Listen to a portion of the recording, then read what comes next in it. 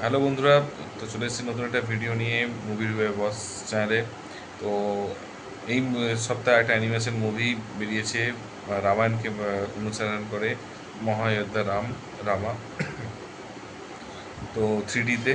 তো সিনেমাটা দেখে বেরোলাম। সত্যি কথা বলতে কি, আগে আমি শ্রীরামের কাছে ক্ষমা চেয়ে নিচ্ছি। রামজি ক্ষমা করে দিও, কারণ যদি কিছু ভুল বলে থাকি আমায় মাফ করে দিও, এটুকুই বলবো। সত্যি কথা বলতে কি, এর আগে একটা করেছিল বলিউডে, আহ, আদিপুরুষ, আর এটা বের করলো সেম রামায়ণকে নিয়ে এরকম করে বের করেছে, মহাযোদ্ধা রাম। আর নরসিম্হা, মহাভারতের নরসিম্হা বেরোনোর পর থেকে একটু অ্যানিমেশনের উপরে বলিউডরা একটু বেশি জোর দিচ্ছে। আমি জানি না কেন, কী বেসিসে জোর দিচ্ছে আমি নিজেও জানি না, কেন জোর দিচ্ছে আমি নিজেও জানি না, কিন্তু তারা জোর দিচ্ছে। ঠিক আছে। তো আলটিমেটলি হচ্ছে, যেটা আমার পার্সোনালি বলছি, দেখলাম মিউজিক ভালো। স্টোরি নিয়ে তো আমি বলবো না, কারণ রামায়ণের স্টোরি তো নিশ্চয়ই আমি রিভিউ করার আমার ক্ষমতা নেই। আমার কেন, যতজন ইউটিউবার আছে আমার মনে হয় না যে কেউ কারো ক্ষমতা আছে রামায়ণকে নিয়ে হচ্ছে রিভিউ করবে, স্টোরি নিয়ে রিভিউ করবে।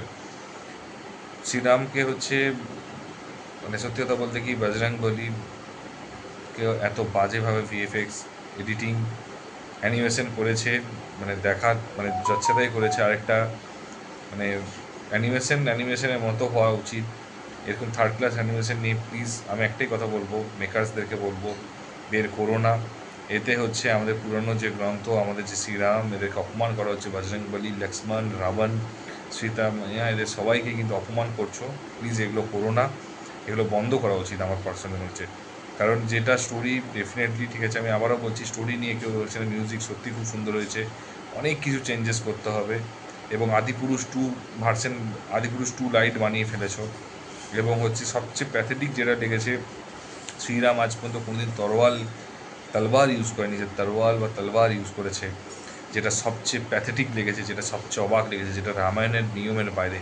নিয়ম একটু একটু অবশ্যই এন্টারটেন করতে পারতো, কিন্তু সেটাকেও লিমিটে করতে পারতো। রিসেন্টলি কুরুক্ষেত্র তো বের করেছে, সেটাও কিন্তু কিন্তু কেউ বলবে না যে খারাপ বের করেছে। এর আগে হনুমান বের করেছে হটস্টারে, সেটাও কিন্তু কেউ বলবে না খারাপ। কিন্তু যদি হনুমানকে যদি গদার জায়গায় যদি কেউ তরোয়াল বা তীর ধনুক দিয়ে দেয়, সেটা যেমন ঠিক রামায়ণকে অপমান করা হচ্ছে, ঠিক সেরকম এখানে শ্রীরামকৃষ্ণকে হচ্ছে তরোয়াল দিয়েছে, সেটা আমার অপমানিত মনে হয়েছে। এবং সবচেয়ে বড় কথা হচ্ছে, স্টোরি লেখা থাকা সত্ত্বেও এরা এত বাজেভাবে মিক্সিং করেছে, এত এখান থেকে ওখান থেকে পরপর ঘটনাগুলোকেও ঘেঁটেছে, যেটা ঘাঁটার দরকার ছিল না, না ঘাঁটলেই ভালো হতো, সেটাও ঘেঁটে সেটাকেও নষ্ট করেছে। তো এটাই, বারবার একটাই জিনিস বলবো, যে দিওয়ালির আগে এরকম না দিলেই ভালো হতো।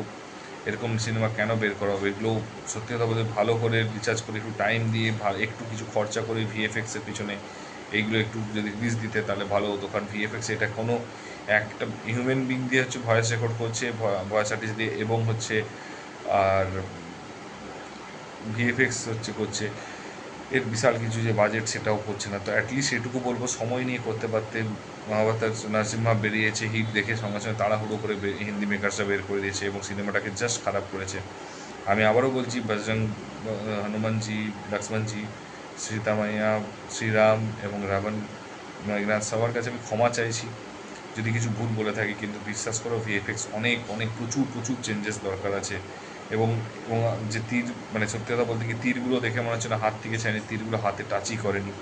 এই এখনকার যুগও, যেটা এখন এত ফেসবুকে এআই ভিডিওগুলোকে এত সুন্দর করে এডিট করেছে, অ্যাটলিস্ট এত বড় একটা ফিল্ম মেকার হয়ে এদের অন্তত এটুকু দেখা বোঝা উচিত ছিল, যেগুলো তারা ভালো করে এডিট করতে হতো।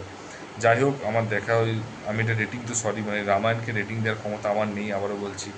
তো একটাই কথা বলবো, যে আমার ভালো লাগেনি, কারণ রামায়ণ আমার সত্যি কথা বলতে কি আমার খুব পছন্দের একটা, না অ্যাকচুয়ালি সত্যি কথা যদি কেউ বলে আমাকে রামায়ণ পছন্দ না মহাভারত, আমি ডেফিনেটলি বলবো আমার রামায়ণ খুব পছন্দ, কারণ রামায়ণের স্টোরি অনেক ইজি এবং অনেক ভালো লাগে।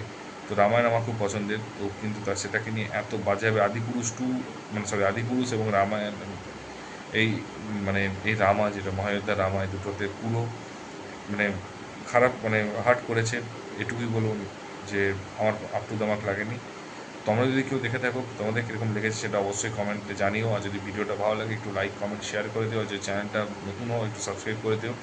দেখা হচ্ছে পরের ভিডিওতে। ভালো থেকো, সাবধান থেকো, take care, tata, bye by.